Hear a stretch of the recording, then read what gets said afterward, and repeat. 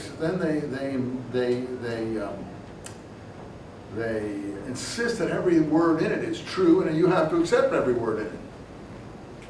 And that becomes a real problem for university people.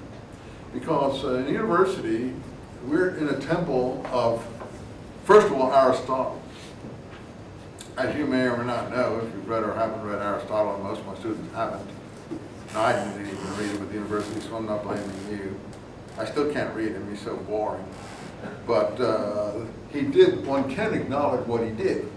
He was the first person who really started dividing up the subjects in a rational, categorized way. So he wrote a book on biology, he wrote a book on physics, he wrote a book on psychology, he wrote a book on ethics, he wrote a book on aesthetics. He took the different subjects and treated them in a separate way, even though his treatment of them may be somewhat limited. I mean, he was an armchair thinker. He wasn't really an experimentalist. He didn't go out there and measure everything. One area in biology he did.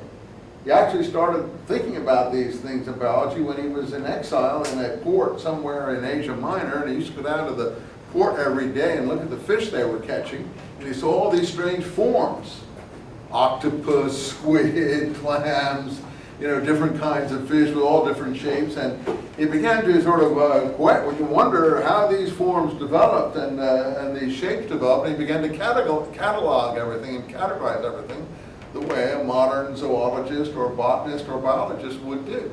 And he started doing all of that in order to study these things. So in that area he did observe things, but a lot of areas like metaphysics, that we now call theology, he just sat in his chair and said, well, developed a beautiful theory of how the planets moved. He didn't experiment and see how it worked. So, but anyway, our departments in the university are based on his different categorizations of the fields. We have biology departments, ethics and metaphysics have become philosophy. We have physics departments. We have psychology departments. That's just all Aristotelian universe. That's just been further developed into these institutions. And his books, by the way, are his lecture notes. He didn't even write them. Students took them down and they copied them down, and that were basically the notes students took about his lectures. Those are the books that we have from him. He didn't actually sit down and write them himself to any extent, from what I know. Maybe he did, but mostly they're student lecture notes.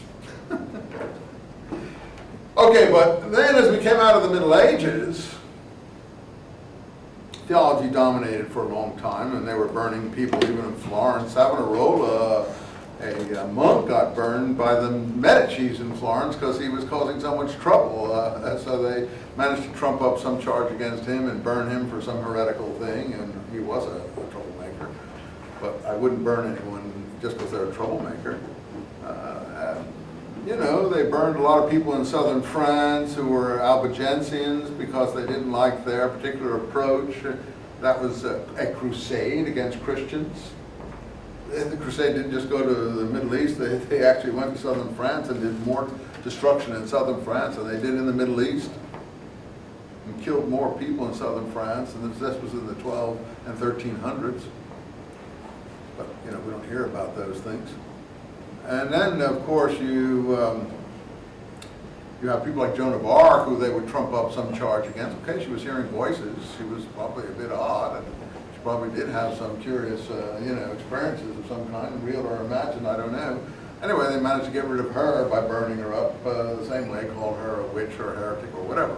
And we had witch trials here in the New World in the 1600s. So, I mean, as I said, this has been going on for quite a while. But after the Age of Enlightenment in the 1700s, rational people emerged with books that were quite convincing.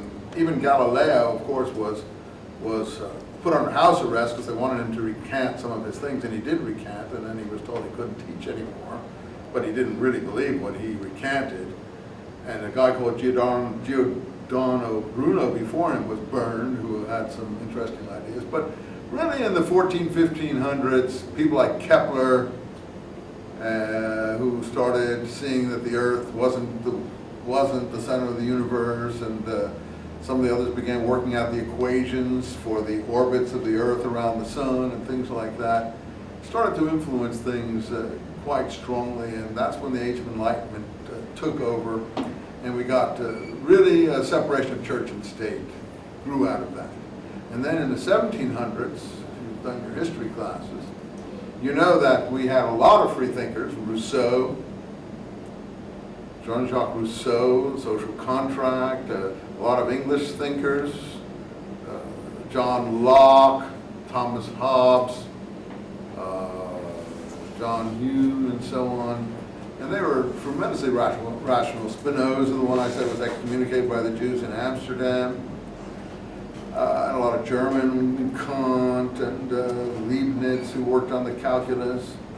But one of the most impressive performances was the Frenchman Descartes. Now you've all heard of Descartes because in arithmetic or math classes you do Cartesian coordinates.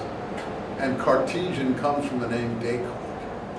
We say, what are the Cartesian coordinates on the, on the little squares that you draw for, mapping equations? And that all comes from Descartes. And that's in the 17th century. He and Leibniz and some others, Newton, were working on this thing that ultimately became the calculus.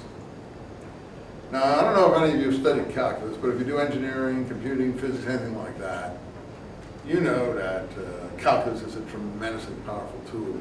I mean, when I was first introduced to calculus when I went to college, they didn't teach it in high school in those days.